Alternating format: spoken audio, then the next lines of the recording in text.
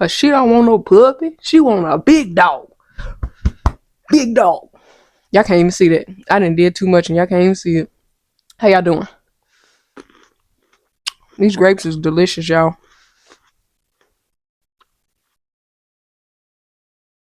I do apologize if you can hear me chewing. Woo. I apologize. I apologize. I apologize. How y'all doing today? Is this in? I think this is in front of my eyeball. Let me scoot this down some. There we go. Very demure. Let me stop saying that word. Hey guys, how y'all doing? It's Tay back with another mother sucking movie break, baby. If you don't know, you finna know. Basically, what I do is I watch a movie, break a movie down in my way, in the way I see it. Not everybody breaks the movie down the same way that I will. So don't be talking about something that's not a movie breakdown. Da, da, da, da. You just told us what happened in the movie. Breaking a movie down. Um. So this movie that I'm going to do today. Well, before I get into that, actually, y'all know, like I said, after I hit 10 episodes, I'm not going to do the whole run back. I'm going to just do a flash of all the movies I already did. And if you want to know what movies I've already did, if you click the playlist, it might pop up on the screen somewhere and it might not. I'm not sure. But if you click on the playlist, you'll be able to watch all the previous 6 I've done before this one, because this is number 7. Because the first one was Kimba, the second one was Hello, Mia Culpa was the third, Divorce in the Black was the fourth, Who's Cheating Who was the fifth. Ooh, you. Did I mess up my own count? My memory ain't that good. Hold on, scratch that. Dang, my memory messed up. Is this number episode 6 or is this episode 7? Your girl been getting to work and then forgot how many episodes she done did. Alright, no, I was right. Mind tripping. Okay, so episode 1 was Kimba. Episode 2 was Hello. Episode 3 was Mia Culpa. Episode 4 was Divorce in the Black. Episode 5 was Who's Cheating Who. Episode 6 was The Deliverance. Woo! So yeah, we are on episode 7. This is why I'm not going to do the whole rundown after episode 10, because I know I'm not going to be able to remember 20 episodes. So I just kind of started off doing it this way. Instead, what I'm going to do once I hit episode 10 is I'll tell you what the previous episode was about. But nonetheless, I'm still going to try to, get y'all to go back and watch the old ones if you haven't watched them, just so you can get caught up to speed and watch my progression and see how I've progressed from 1 to 10, But like I said, this is episode 7. Now, this one's going to be a little bit longer than all the other ones, mainly because this is this episode is going to be based off of a true story. And I will, for viewers advisory, if you're not interested in seeing people dying, genocide, murder, and things of that nature, then this movie is probably going to be one that you're not going to want to watch. You may want to listen to the podcast, and that's fine, but you're probably not going to want to watch the movie. Now, this movie, like I said, is based on a true story. It's based on 2 married couple. On 1 married couple, and 1 man in general did his best to help his country, or not country. I'm sorry, to help his. Well, I guess you can say his country, his people. I'm gonna say his people. I won't say his country because he was really focusing on his people that he had with him, the ones that came to him for help. I guess you can say on protecting them from genocide. I'm not gonna lie, I don't cry over movies, and I didn't cry over this one, so don't think that's what I'm about to tell you, because I don't really cry over movies. However, this movie did touch me because I watched this as a child, and I don't really remember the movie being the way it was when I watched it just recently. because when I watched it as a child, I distinctly remember certain scenes in the movie that I feel like were missing, and maybe they never happened in my mind. I just assumed it happened, or maybe there was a scene that I equated to what I thought happened that really didn't. I don't know. But once again, I'm gonna read this first disclosure for you before I state what movie it is we're talking about today. So, and you probably be able to guess what movie it is based on what I'm about to read to you. This movie is based on a true story, and Paul is a real person, and he sheltered 1,268 Tutsi and Hutu refugees at Hotel des Malakonos. I think that's how you say it. And Kigali, Rwanda, back in 1994. This was a year before I was even born. Because of his heroic acts, Paul was honored with the Presidential Medal of Freedom by George Washington Bush in 2005. He and his wife remain active and advocates. Excuse me. They remain active. Rem- I'm so sorry. My speech impediment is coming in.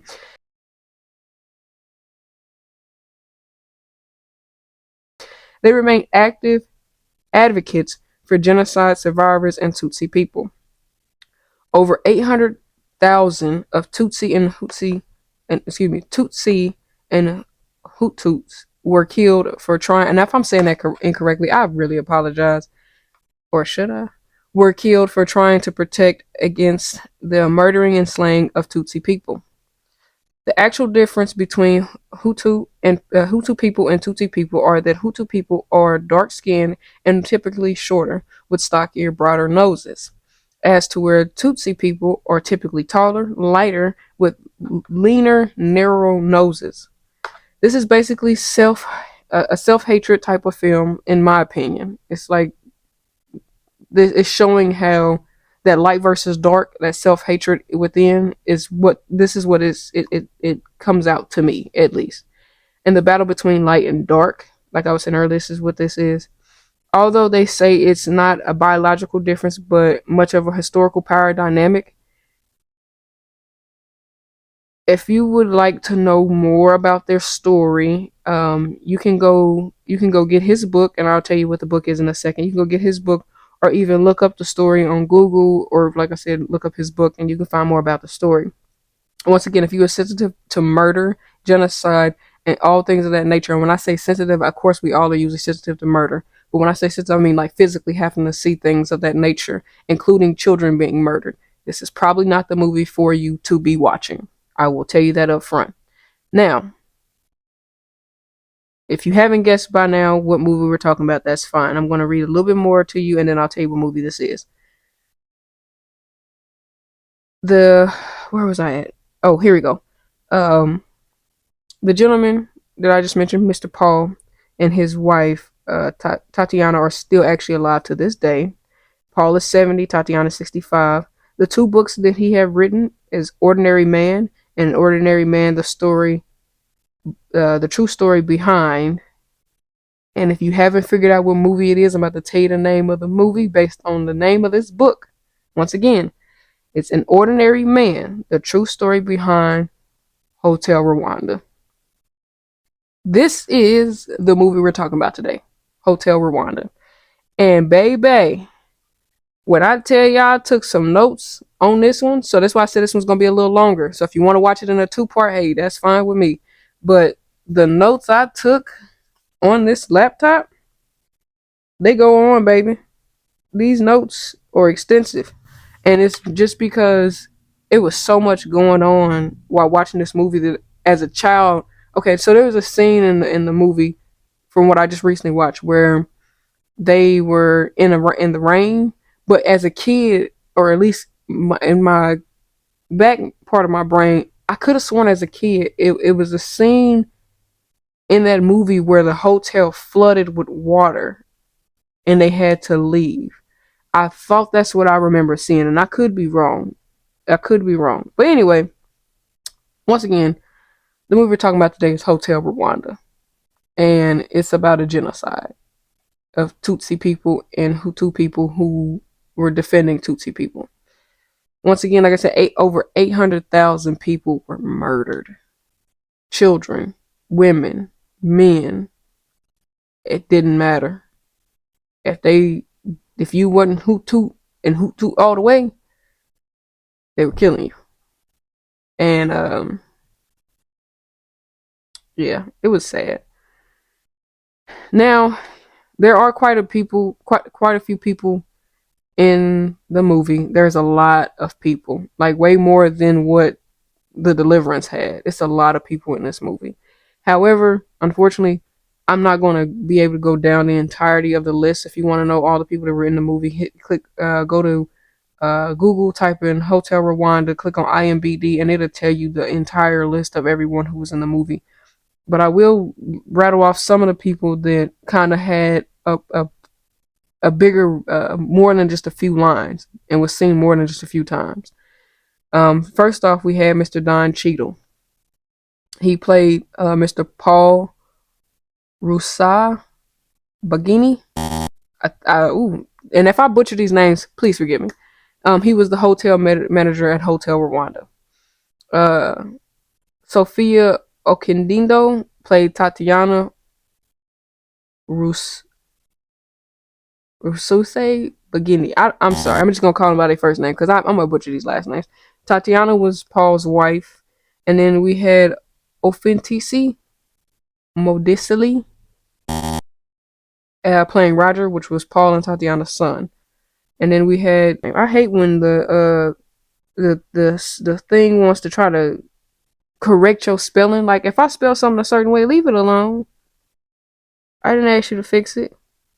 I don't know why they turned Mosa Kaiser into Most. I don't know what they were doing.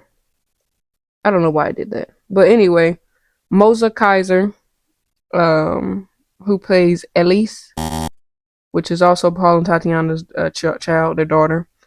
And then we had Mathoba Peterson playing Diana, which is also Paul and Tatiana's daughter. Then we had Nick Nolte playing Colonel Oliver, who was inspired by Romeo Dallaire, which he played the UN Canadian peacekeeper. And then we had a man who actually was uncredited in this movie for some reason. Don't know why. Couldn't Google it. When I tried to Google why he was uncredited, it didn't give me an answer. But Mr. Gene Reno as Mr. Tillins.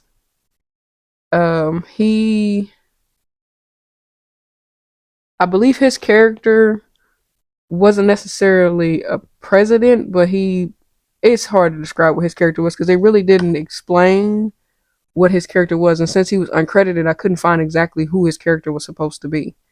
But it's going to be some things about him that's going to make sense why he's even, in the film. And then we got Joaquin Phoenix playing Jack Daglish. He was the reporter / cameraman. And then we got Hakeem Kazim playing Georges Rutaganda, which is the genocide leader. And then we got Desmond Dube playing Dube. And then we got Tony Kagero. What is this thing messing up these people's names? Tony Kagero. I think that's how you pronounce it. I'm so sorry. Playing Jejero. It looked like George to me, but it ain't George.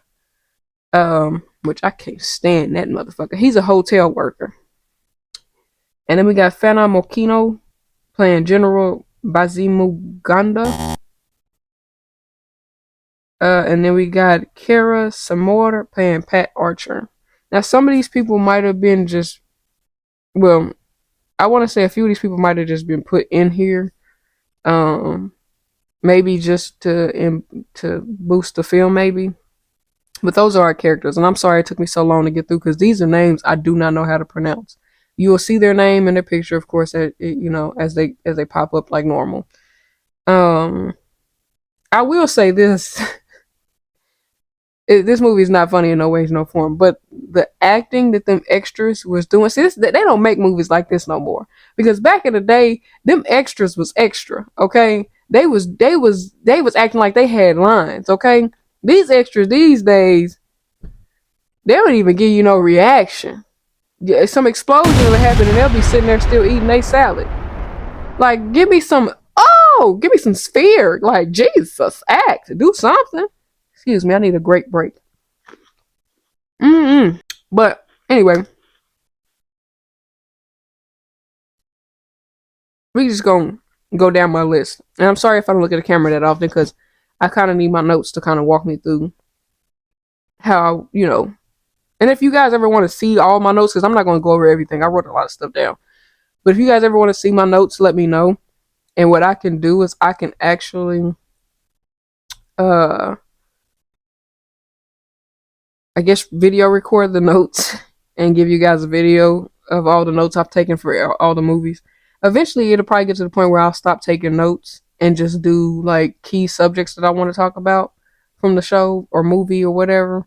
I might move over to do a TV show sooner or later too. I don't know yet. Maybe I'll do a TV break. We'll see. Anyway, so the movie takes place once again in Kigali, Rwanda, back in 1994. Paul is a Hutu, and his wife Tatiana is a Tutsi.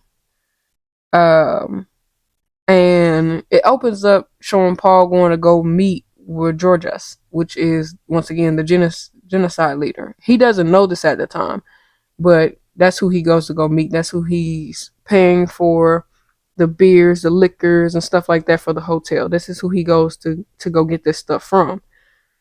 He pays him for the product so he can have it to sell at the hotel.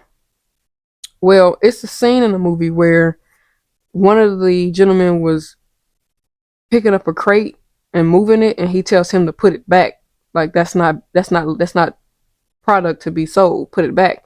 And when it falls out on the ground, it's a bunch of machetes. And Don Cheadle's character Paul is looking like, what in the hell do you got going on? Okay.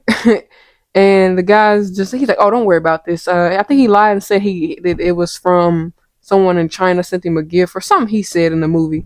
I'm not gonna lie, I had a hard time understanding some of them because of the strong accents they had, so I did have to turn on the subtitles at some point. Um, but I believe he tried to lie and say it was like a gift or something. I don't know. But throughout the movie, Paul, he was playing a very naive man. He was too trusting in the fact that people were just good-hearted people. That's the way to sum up Paul's thought process. He was too busy thinking everyone was good-hearted people and that no harm, no bad would come. He was, in this brain set. Even though this is the thing that threw me off, and if I ever got the opportunity to meet him, I would ask him these questions because there was already beef between the Hutu and the Tutsis. It was already an issue between the two. So, and I get it. At the time, it was just regular, normal beef. It wasn't as strong and chaotic as it got. July of 19, or not July. I think it was. I think it's the genocide started. It ended in July '94. The genocide did. Um, Started April 7th of 1994. That's when it started. So it went from April 7th of 1994 all the way up until July of um, of 94. So within that time period, that's like what you got: April, May, June, July. That's 3 months, 4 months of murder. 3 or 4 months of murder. Okay, and I know I'm gonna be jumping around. I apologize, but that just made me think about it. Like, dang, that's how long that was going on, and 800 people lost their lives, men, women, and children. But anyway, like I was saying, Paul, to me, he played this role of, and it might have just, they might have made him seem that way in the movie. Maybe he really wasn't like that in real life, but in the movie, at least, they made it seem like that he was this naive man that just assumed everybody was good-hearted and had, were good people. It wasn't until the president went to go sign the peace treaty between the Hutu and the Tutsi that he started noticing that not everybody was who they said they would be. Um His brother-in-law and sister-in-law came to him and tried to pre-warn him that the genocide was coming. There's, I believe in the movie, he says it's a signal that they'll say over the radio, cut the tall trees. And as I mentioned earlier, the Tutsi people were usually taller than the Hutu people. So when he heard cut the tall trees, that's code for kill the Tutsi people because they're typically taller. And he was trying to tell him that, like, bro, it's a genocide coming. They're getting ready to try to kill us. So let me take Tati out of here and let us leave. Let me get her out of here so we can go, so we can be in safety. And I believe, I'm gonna be honest with you, God works in mysterious ways. But I honestly believe that had Paul let his wife and his children leave, that Paul wouldn't have survived. I don't think he would have survived, or he wouldn't have stayed when that genocide took place. I don't think he would have stayed. I think he would have just went ahead and left, and then all those people the people that he was able to save would have died, in my opinion. And I think the genocide would have went way longer than it did. However, nonetheless, Paul starts to see it, and he overhears the code word or the code phrase said over the radio. So at that point, now he's like, dang, I didn't want to believe my brother-in-law. Now I have no choice because they just said this code word or code phrase over the radio. I'm about to lose my goddamn family. Like that, I think that's instantly where his mind went. Like, oh shit, I'm probably gonna lose my family. Well, the chaos starts to break out. The genociding starts to begin. The killing starts to begin, and there were Hutu people who did not want to become part of the army, but they were getting beaten and didn't have a choice. They didn't have either you gonna join us or we gonna kill you. If you a Hutu, you gonna join us. You gonna come kill these Tutsi people with us. You don't have a choice. And if you don't, you're a traitor. So I'm gonna kill you. That's my orders. And like I said, it starts to migrate into the level of fear in that area. Like people just are running for their lives. They're trying to get out of Dodge. They're trying to survive. And then Paul and Tatiana's neighbors, it's a scene where they all rush into Paul's home because they're terrified. These people are burning homes, killing them, butchering them with machetes. I don't remember if the two people really had guns there until I think after maybe they killed people that had guns and took their guns, but for the most part they started off using machetes. And I'll never forget, it was the scene in the movie where Paul tells Tatiana that being killed by a machete, that's no way to die, to be murdered by a machete, to be hacked to death. And I'm not gonna lie, like I said, I don't cry on movies, but that one scene, it got a little tear from me because I thought about it. I'm like, that is the worst and horrible way. Someone shoot you in the head, you got a 50-50 chance of living or dying. But to be butchered like you're a cow, and to be slaughtered, that ooh wee, y'all. That's why I said if you don't have the strength to watch stuff like that or at least hear about what's going on, it's not the movie for you. It definitely takes a tough person to rewatch that movie. And like I said, I watched that as a child. As a child, I watched that. And I honestly don't know how as a child I was able to watch that movie. I don't know. But as a child, I watched that movie. And yeah, it was horrible. Now, like I said, it starts to get to the point where the neighbors, they flood Paul's home. Then the military comes to Paul's home and starts evacuating his home out because they're like, you're Hutu, but I know these people in your home are not. They all fled from their homes and went somewhere, and you're the last house for me to check. So now Paul is in a situation where he's got to either give up these people to save his family or try to protect all these people who came to him for help. And really, it was his wife that actually allowed these people in to start. Because at first, Paul didn't want no parts of this. Paul just wanted to make sure his family stayed alive. He didn't want no parts of all the extra stuff because he didn't want to take a chance on his family getting killed. It was his wife who started being like, no, we have to save these people. Like, come on now.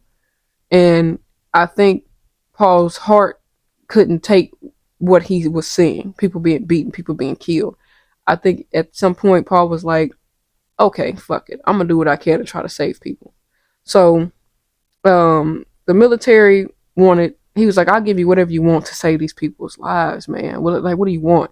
So he started giving money away, giving jewelry away, giving alcohol, whatever it is that they needed or wanted, he would give it away just to save their life. That and in the movie they called them cockroaches, and that pissed me off. Excuse me, another great break. But yeah, that pissed me off. He called them people cockroaches. Now, one thing that I will say that I didn't like is I didn't like the fact that the UN allowed Colonel Oliver and his people to go over there, but they had strict orders to remain peaceful and to not shoot and kill anybody. What's the point of sending them over there? Okay, what was the point? And then he's losing men. They're getting killed by the Hutu because they're not shooting back. So they're getting hacked to death. Like, no, I'm not losing my life. I'm going to start shooting. Kick me out the army. Kick me out, I guess. Throw away the key because I'm not going to die because you don't want me to shoot back. No. That made me mad. But Paul had too much faith in the UN. He had way too much faith in the UN. The faith he had in Colonel Oliver, in a way, stood strong because Colonel Oliver did do everything he could to try to help. But he did explain to him, you black, they don't want to help you. They want to get their white people out of here. But once they get all these white people out of here, they don't care about y'all. And they're not going to send no help to help y'all. You're going to end up being on your own. And that's exactly what it boiled down to. He ended up being on his own. The UN sent the military over to come and get all the white people that they could out of there, out of Kigali. They came and got all the white people and looked at all the black people and said, you niggas gotta stay. We not here to help you. Oh well. We not risking our lives to get you out of here. And at that point, I think Paul realized, damn, they really don't give a damn. But Colonel Oliver, I give him some credit because he did keep coming back every chance he got to try to help. And eventually he was successful in helping. Now, a couple key points in the movie to bring out. Unfortunately, in this episode, there will be no video clips, by the way. That movie, no sir. Only video clip I might have, and it might have been already played in the beginning. And nope, actually, I don't even think I'm gonna put a clip in the beginning either. I didn't. Nope.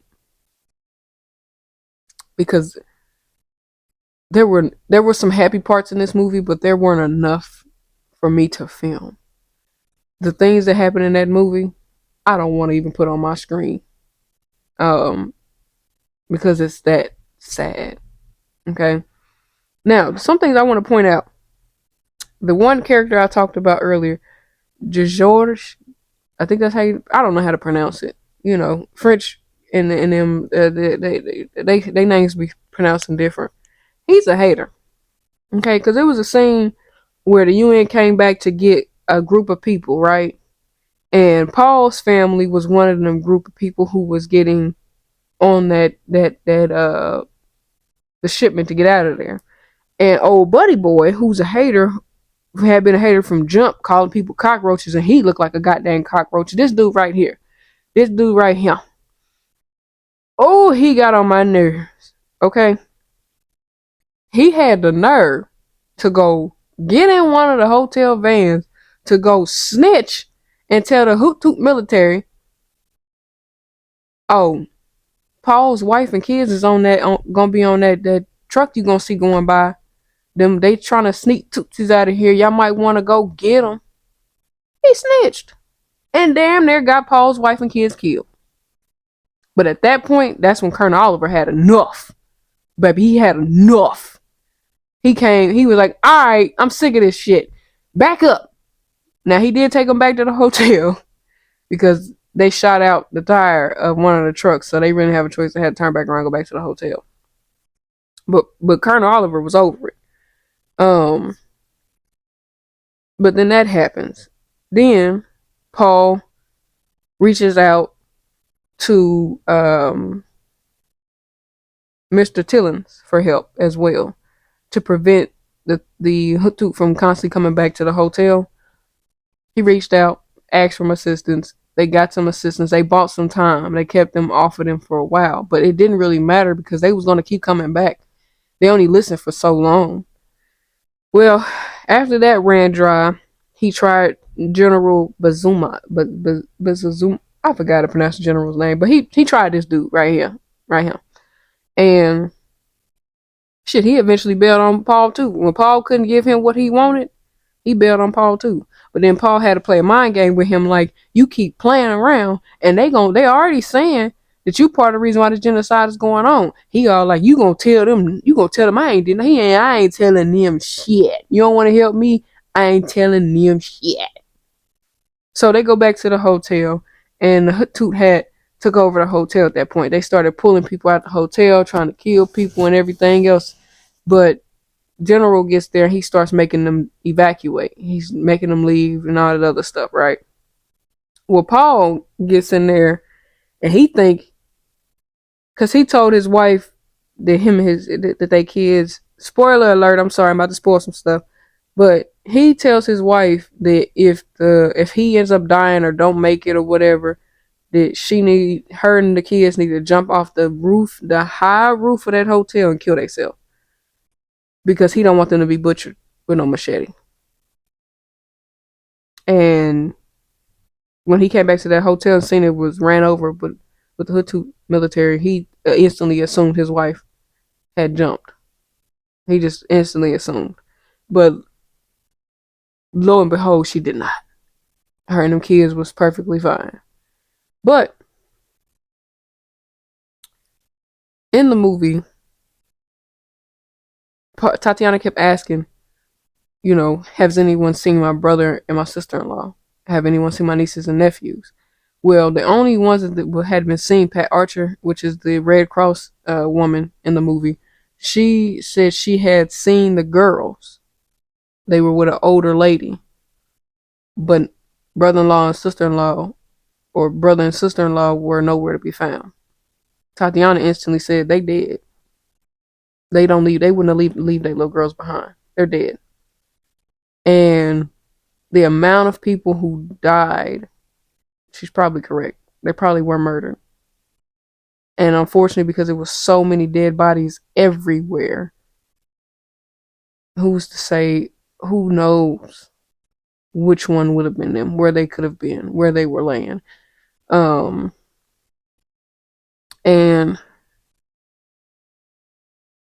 there was a scene where Paul went to go get more food and drinks for everybody at the hotel.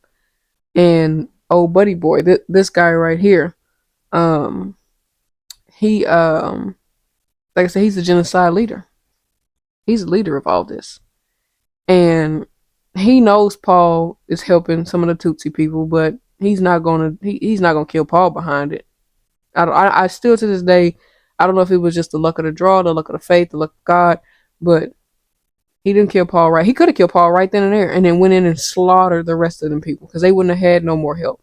But Paul had so much faith and strength that he always prevailed in every situation he was in.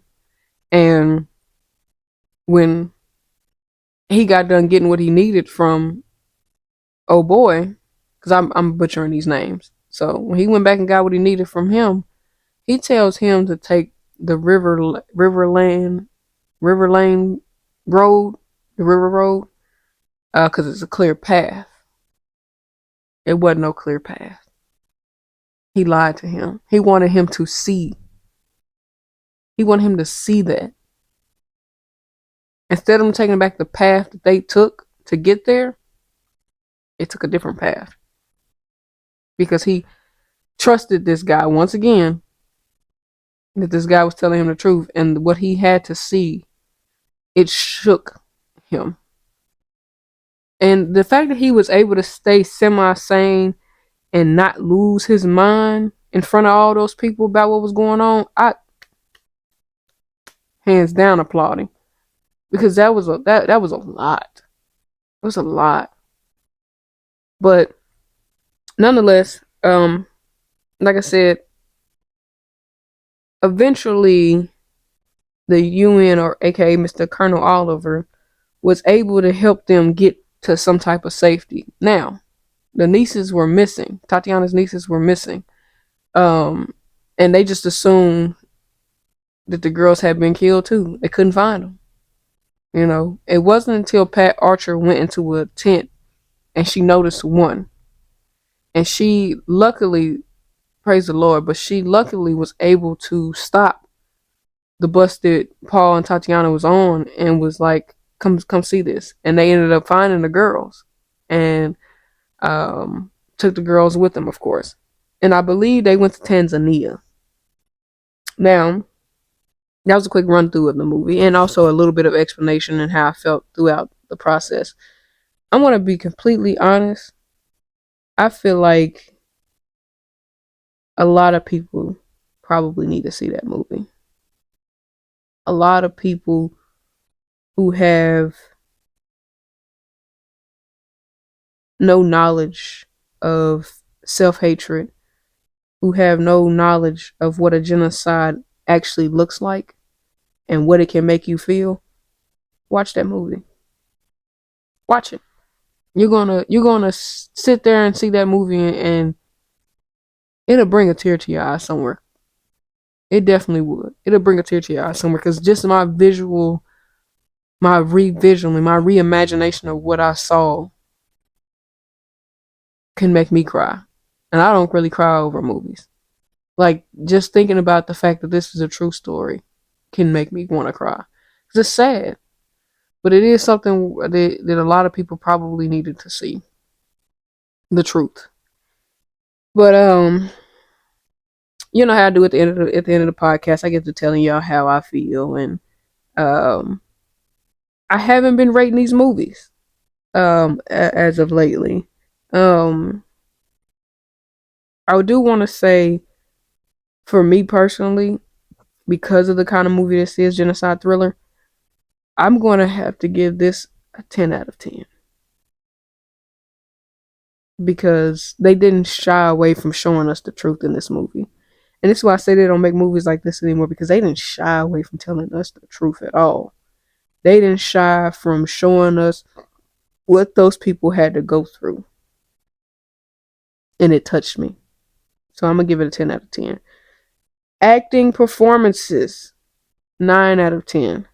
Only because there was a few people in the movie I didn't like. But the acting performances was stellar. 9 out of 10.